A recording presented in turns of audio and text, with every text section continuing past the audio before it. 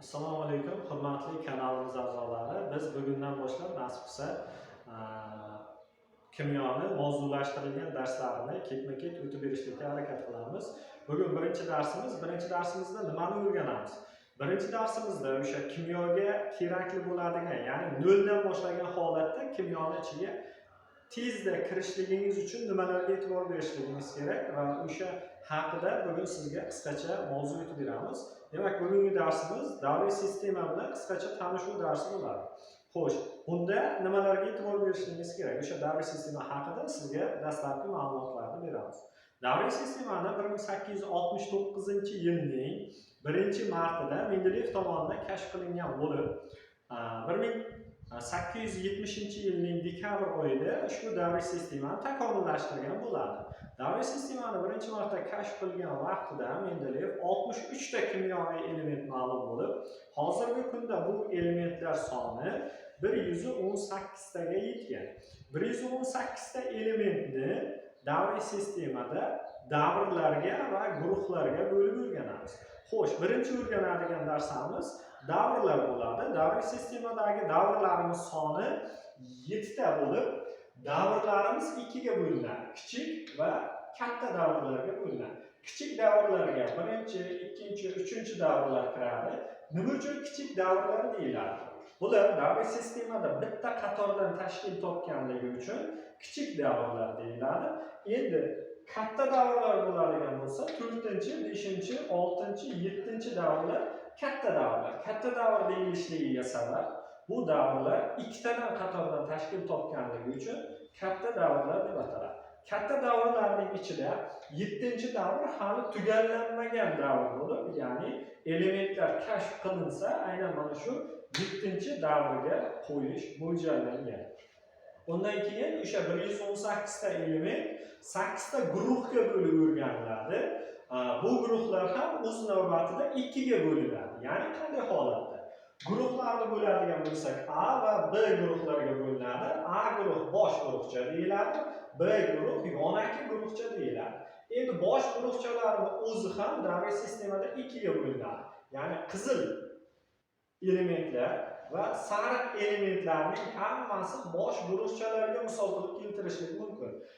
Yonaki guruhchalarda ko'k elementlar va yashil elementlarni misol qilib keltirishligimiz mumkin. Endi davriy sistema haqida, xo'sh, o'sha davriy sistemamizdagi har bitta elementni o'rganib chiqsak bo'ladi. Ya'ni masala ishlashlarda hali kelgusi darslarda nimalarga e'tibor berishimiz kerak, o'sha narsani o'rganamiz. Har bitta elementni yozib oladigan bo'lsak, masalan, alyuminiy element bor. O'sha alyuminiy elementini belgisi va tartib raqami hamda massasi bor. Massasi 26,9 berilgan, uni yaxlitlab 27 qilib olamiz. Keyin mana shu 27 uning nisbiy atom massasi bo'ladi. Nisbiy atom massasi Ar harfi bilan belgilanadi. Undan keyin tartib raqami, alyuminiy elementining tartib raqami 13 ga teng. Mana shu 13 ga teng bo'lgan yana 4 ta birlik bor.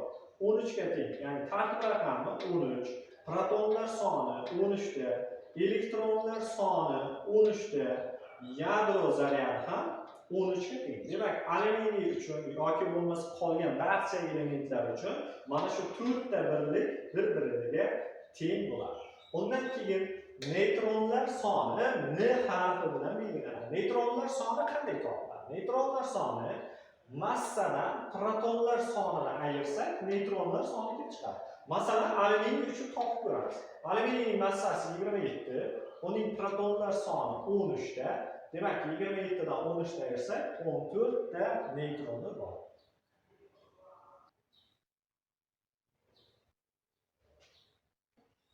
Xo'sh. Bosh guruhchalarda elementlarning valentligi. Bosh guruhchalarda elementlarning valentligi qanday bo'ladi? Bosh guruhchalarda elementlarning valentligi, xo'sh, birinchi guruh elementlarining valentligi o'zgarmas 1 ga teng. Ikkinchi guruh elementlarining valentligi o'zgarmas 2 ga teng. Uchinchi guruh elementlarining valentligi o'zgarmas 3 ga teng. To'rtinchi guruh elementlarining valentligi 2 va 4 valentlikni namoyon qiladi. 5-guruh elementlarda 1, 3, 5 valentlik namoyon qiladi. 6-guruh elementlarda 2, 4, 6 valentlik namoyon qilishligi mumkin. 7-guruh elementlar 1, 3, 5, 7 valentlikda namoyon qiladi. 8-guruh elementlarning valentligi mavjud emas.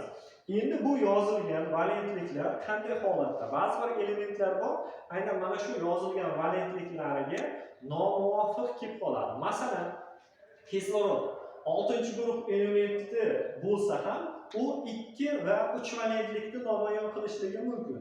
2 valentligi hamma birikmalarda bo'ladi, 3 valentli birikmasi is gazida bo'ladi, faqat donor akseptor bog' hisobiga kelib qolishligi mumkin.